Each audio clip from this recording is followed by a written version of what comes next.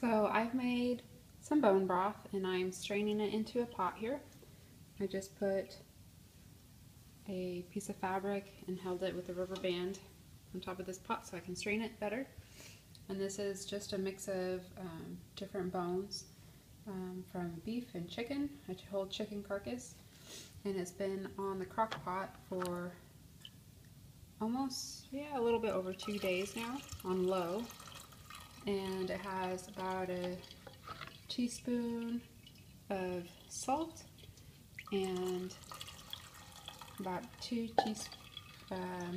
a tablespoon of salt and about a tablespoon to 2 tablespoons of apple cider vinegar. And this will be an excellent bone broth for the soup that I'm going to make later on this evening.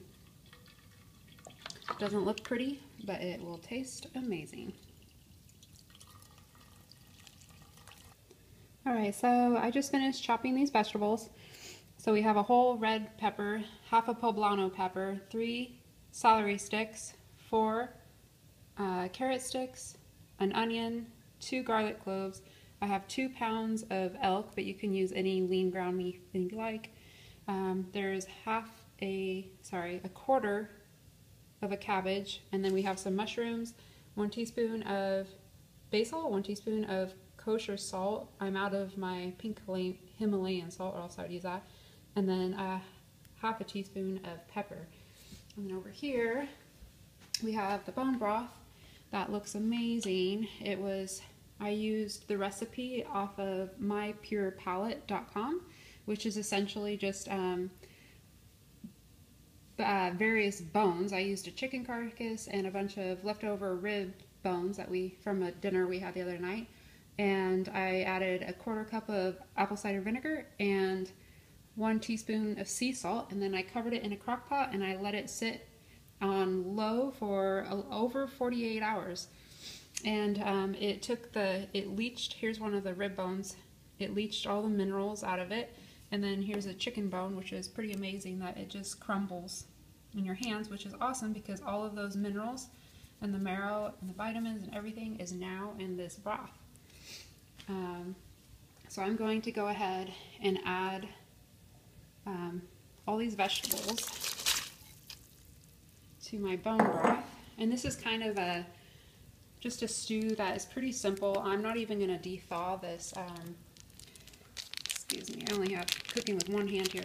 I'm not even going to de-thaw this elk meat. I'm just going to put it on low and let it do its thing. Got these mushrooms in there. And then I bought these quart jars, which I couldn't resist. They're so pretty and blue. But I know that these quart jars are not going to be enough to hold all of the soup I'm about to make. But that's alright. I'm planning on eating some tonight. So you just add all your ingredients. Let's see here. I guess it would be easier if I just did it this way. Scrape all of this off in there.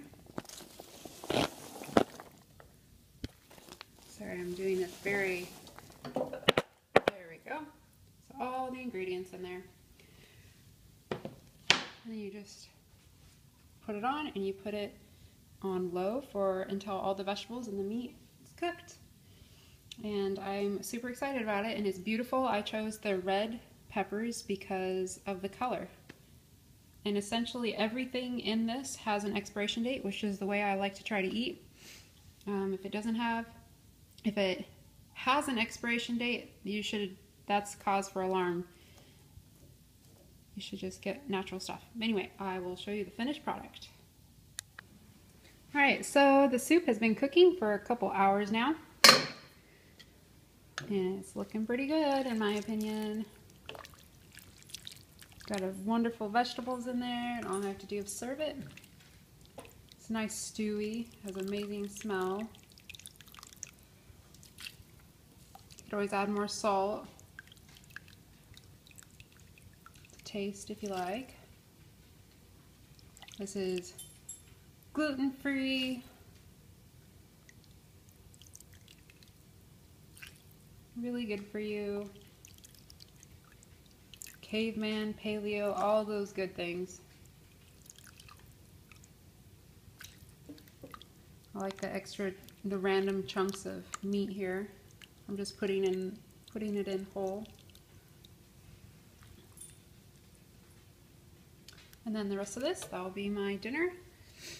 And then the rest will go in those jars, and I will fill it to about right here. So then when I put it in the freezer, it won't bust my pretty blue jar. So here we are. I'm not sure what to call it. It's a spicy cabbage. We'll call it a spicy cabbage soup. All right, thanks for watching.